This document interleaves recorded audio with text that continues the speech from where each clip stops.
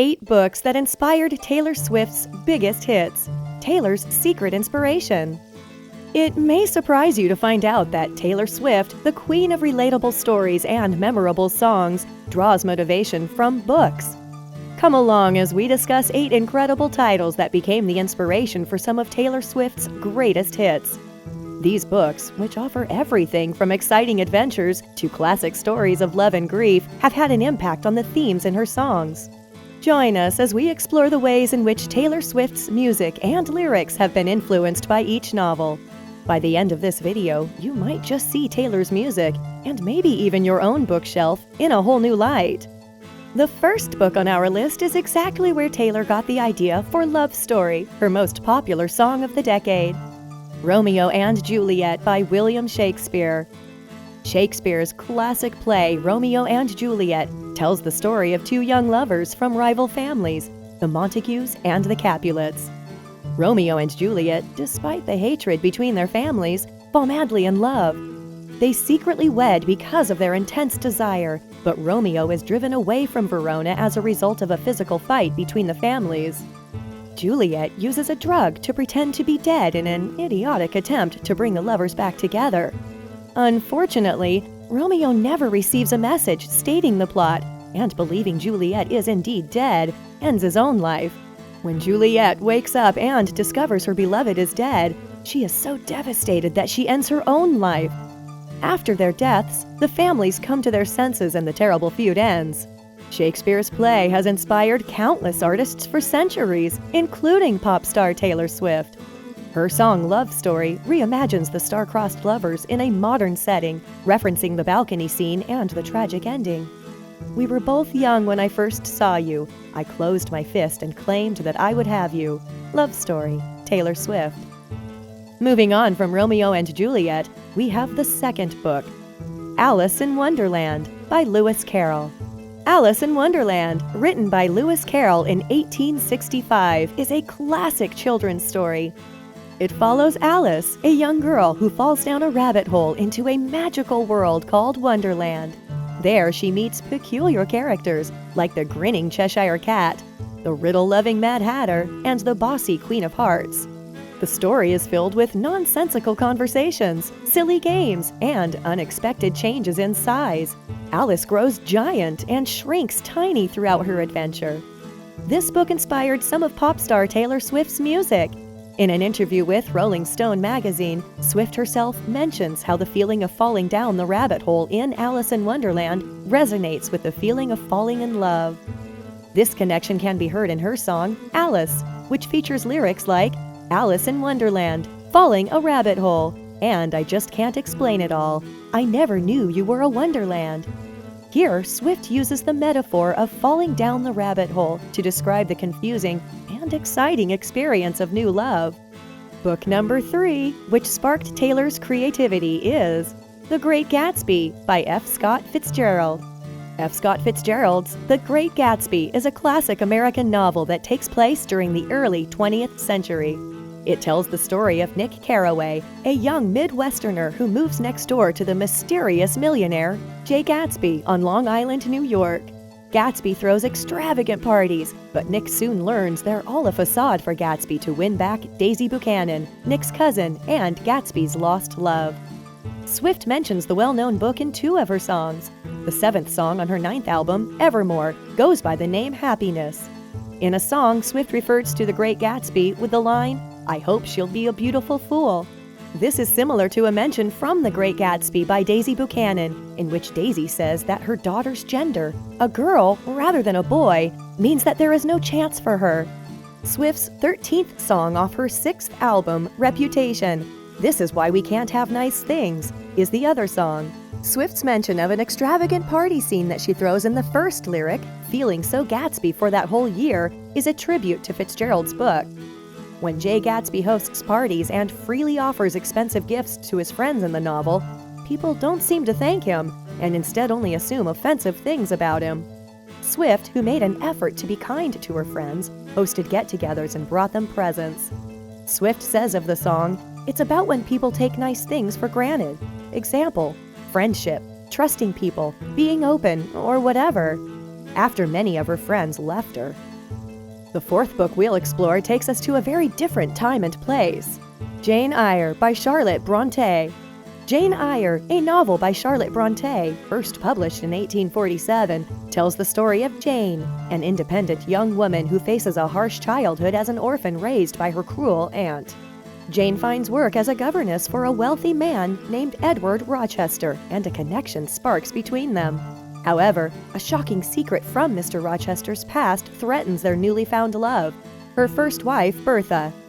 Bertha had been locked up in the basement after it came out that she was mad.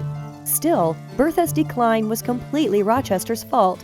In Wide Sargasso Sea by Jean Rhys, Bertha's side of the story is explored, and it shows how Rochester imposed the title of Mad Woman upon her. The lyric, "Every time you call me crazy, I get more crazy," from Swift's Mad Woman, serves as an example of this. It shows how the male-dominated system and its gendered image of the hysterical woman led to the madness that women suffer. Another of Taylor Swift's songs, From Invisible Strings, was inspired by this incredible piece. Swift wrote, "And isn't it just so pretty to think, all along there was some invisible string, tying you to me?" This appears to be a reference to this one. "I have a strange feeling about you, as if I had a string somewhere under my left ribs, tightly knotted to a similar string in you," when Mr. Rochester said to Jane Eyre, begging her to stay. Are there any books you'd recommend that you believe are based on the themes of Taylor Swift's songs? Maybe we can cover them in our next video. So drop your comments below, book lovers.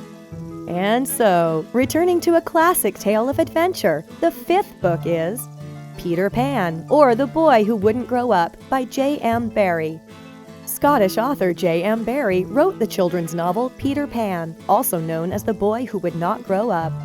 First published in 1911, the story follows Peter Pan, a mischievous boy who can fly and never ages.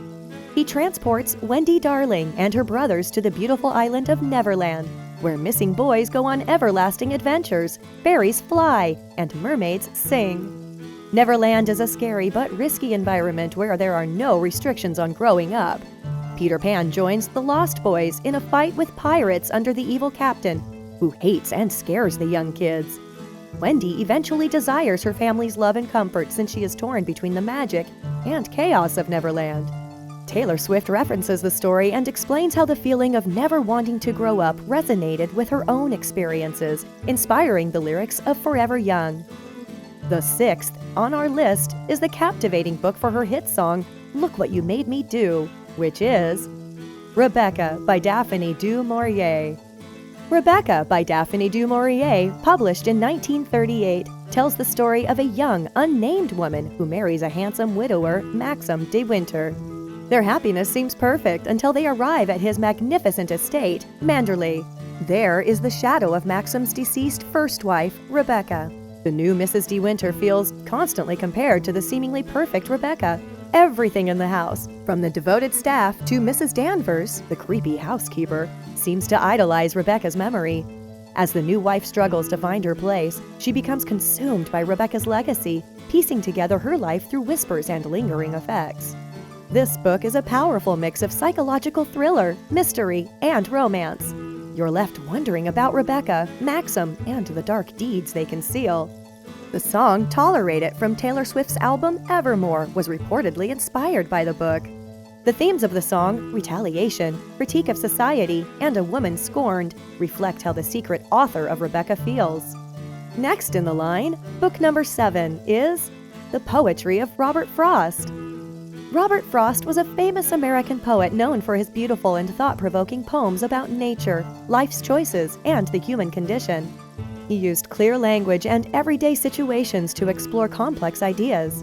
One of Frost's most famous poems is called The Road Not Taken. This poem talks about a speaker who comes to a fork in the road and has to choose which path to take. He reflects on how this choice will change his life, even though he doesn't know what lies ahead on either path. Taylor Swift references the poem in a few of her songs. In her song The Outside from her debut album, she sings the line, "I tried to take the road less traveled by," directly quoting Frost's poem. She also references it again in Illicit Affairs from her album Folklore, singing, "Take the road less traveled by, tell yourself you can always stop." These lyrics show how Swift connects with the idea of making choices and wondering what could have been. Turning to the greatest book of history, which is the 8th book on our list today, The Mad Woman in the Attic by Sandra Gilbert and Susan Gubar. The Mad Woman in the Attic is a groundbreaking work of literary criticism written by Sandra Gilbert and Susan Gubar in 1979. It examines famous novels from the 1800s, a period known as the Victorian era, through a feminist lens. The title itself comes from Charlotte Bronte's classic novel Jane Eyre. In the story, Mr. Rochester's first wife, Bertha Mason, is locked away in an attic, portrayed as both mad and monstrous. Gilbert and Gubar believe that a lot of Victorian writing restricted female characters. They were the insane, rebellious stranger, or the ideal, wonderful woman. They claim that this narrow picture reflects the restrictions that society at the time imposed on women. Taylor Swift cited The Mad Woman in the Attic as an influence on her songwriting. Swift said the book helped her understand the concept of women being pitted against each other and the pressure to conform to expectations. The Mad Woman in the Attic doesn't tell a story itself, but it analyzes stories we already know, giving them a fresh feminist perspective. This approach continues to influence readers and creators, including Taylor Swift, even decades after it was published. And there you have it! Those were the 8 books that inspired some of Taylor Swift's most beloved songs. We hope you enjoyed discovering the literary influences behind her music. If you want to know more about the world of books, subscribe to our channel and don't forget to watch our next video.